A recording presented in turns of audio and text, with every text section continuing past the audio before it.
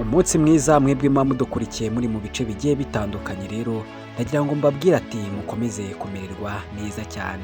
Rero ndongeye ndagarutse ku musobanuzi namwe muzi mukunda cyane wamamaye nka Rocky Kimomo. Rocky Kimomo rero ngibi byo tugiye kumuvugaho kandi urasanga ari impamo. Rocky Kimomo niwe musobanuzi uzi gusobanura hano mu Rwanda, akabaza ku mwanya wa mbere mu gusobanura, aho usanga abasaza n'abakecuru se cyangwa abasore baramwigaruriye bitewe n'uko asobanura filimi neza. Rero nagukoreye rero urutonde rw'amafaranga ashobora kuba afite inaha iwacu mu Rwanda, kandi biri kuvugwa yuko ko ari we ushobora kuba ufite amafaranga menshi cyane kurusha abandi basobanuzi bose basobanura. Ese kubera iki ko ubundi yagize amafaranga menshi cyane? Ibi nibyo tugiye kugarukaho rero.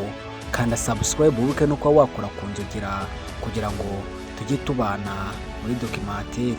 Ahangaha nukanda subscribe ni waba w'ibyegeranyo, uzaba wungutse ibitekerezo kandi uzahakura ubumenyi. Rero ndaje ntuve ku murongo, ndaje nkubwire iby'iyi nkuru Rocky amafaranga afite ukuntu angana inaha iwacu mu Rwanda.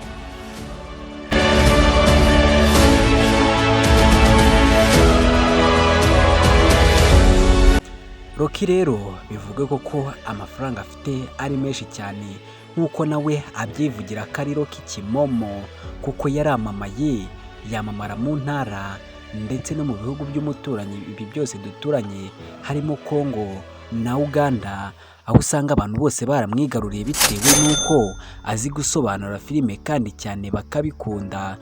Rocky Kimomo rero biri kuvuga ko ashobora kuba afite umutungo w'ibihumbi 37 by'amadolari. Urumva ni amafaranga menshi cyane. Nk'iyo dusuye channel ye usanga ifite abasubscribers bangana na miliyoni hafi n'ibihumbi 500. Uyikura abantu bose ndetse bakagenda bamukunda. Rero Rocky rero biri kuvuga ko ashobora kuba afite n'abana afasha ku ruhande, bitewe n'uko yabonye amafaranga menshi cyane, abona ko atazayarya wenyine, agenda afasha abababaye se cyangwa imfubyi. Rocky Kimomo rero bishobora kuba biri kuvuga ko ku Kamonyi ashobora kuba ari kuzuza taje y'amagorofa 135. Urumva ni taje nini cyane, urumva irenda kungana nka City Tower, sibyo ko iyo Rocky agiye kuzamura izaba yikubye mu icuro 3. Rocky rero impamvu bavuga yuko ari we ufite amafaranga mu Rwanda nuko ari we ufite channel ihagaze cyane kandi ikaba ininjiza n'amafaranga menshi cyane. Nk'iyo tugiye kuri channel ye tukayisura dusanga hariho amafaranga menshi cyane y'amadolari utabara.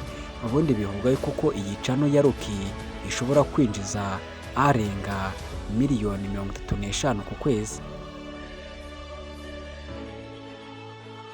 Rocky rero nubwo yagiye akora cyane, yakomeje no kuba yagenda yahura n'izindi mbogamizi zo kuba bahagarika channel ye ntiyongere kwinjiza amafaranga, bitewe n'uko yari yaratangiye kwinjira mu ntambara zo muri Congo.